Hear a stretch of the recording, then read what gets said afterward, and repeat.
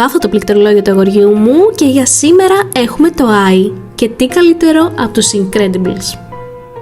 Και παρακαλώ μην απογοητευτείτε όσοι δεν κάναμε τον Iron Man, γιατί υπάρχει ήδη αρκετή Marvel στο πληκτρολόγιο.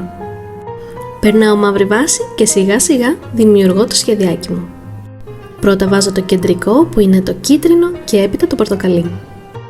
Μην ξεχνάς να αφήνεις τις ιδέες σου κάτω από κάθε καινούριο βίντεο για να μπορώ να τις βλέπω και να τις ταγκάρω στο επόμενο πλήκτρο.